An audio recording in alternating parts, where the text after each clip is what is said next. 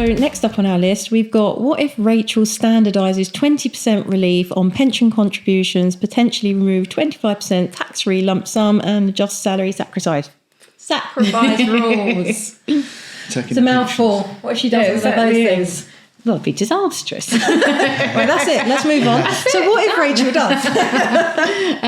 I think it would be disastrous. I'll repeat. Yeah, no. It basically, at the moment, if you're a higher rate taxpayer and you essentially make pension contributions, then it's what we call sort of extend your basic rate band. So essentially, you're getting your tax relief, I suppose, at either 20 or 40%, depending what rate of tax you pay. So if they were to, what I've read about is to standardise it and say, well, actually, you're only going to get your 20% relief on it. So even if you're a high rate taxpayer, that would have quite a significant impact, I think, on people.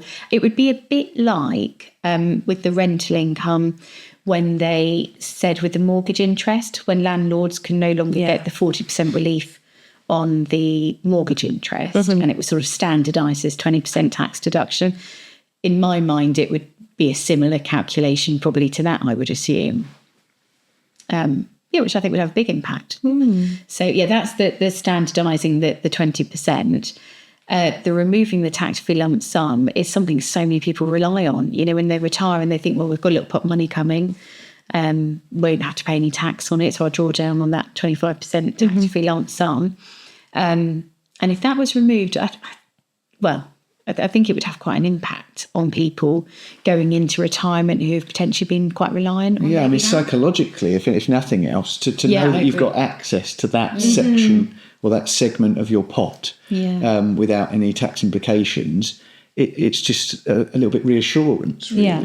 To have that taken away would have lots of impact in terms of people's retirement decisions, I suspect. I was going to say, would you expect, depending on people's individual circumstances, of course, and this is what it all comes down to, that actually might prevent people from retiring because they might feel slightly, like you say, uncomfortable or not reassured by the fact that they can have this initial jot of money, which they can go, right, I've got this. And maybe if they've got other, I suppose, financial liabilities, they could then settle them and then feel truly settled. I think it would have an impact, undoubtedly. I mean, there's already people we see, self-employed people who can't retire, because they can't afford to retire, and that's not that uncommon, that people will keep working into their 70s now anyway. So making it a little bit harder is terrible, really, actually. I think, to make people feel like they've got to work longer and have less of that time. But it can only lead that way, really.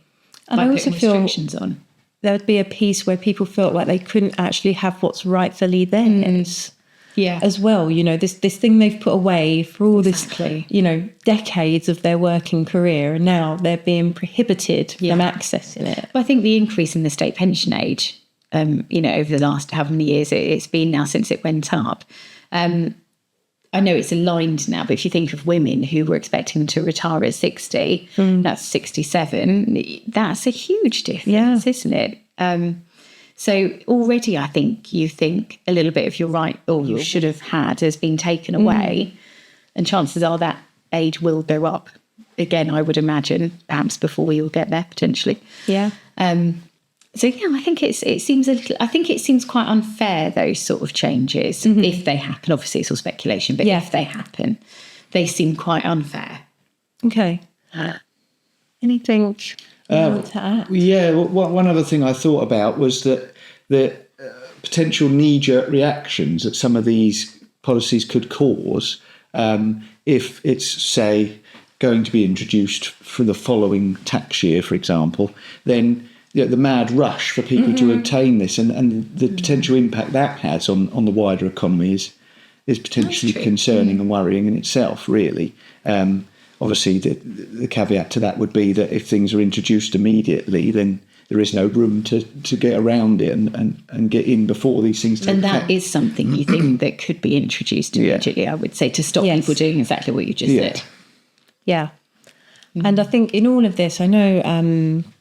we talk about money in very factual ways. And, we're quite, well, this is the pragmatic thing to do.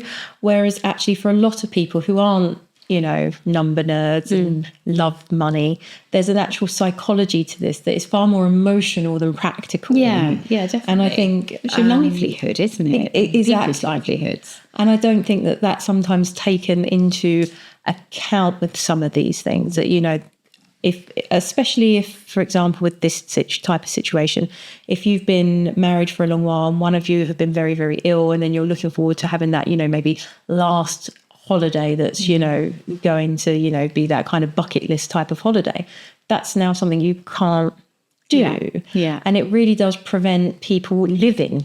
And the whole idea is that, we put into these pensions so that we can live and look after ourselves. Yeah. And yet it almost feels like we're having our own rights taken away from how we can access and choose to then spend what we're going to do. Decisions being made for you, ultimately, isn't it? Yeah. And it affects the quality of life, doesn't it? And interestingly, this is just anecdotal, but I would expect that most people that take that lump sum probably then don't put it in a high interest savings account. They probably do spend it. So it then goes back into the economy. That's actually true.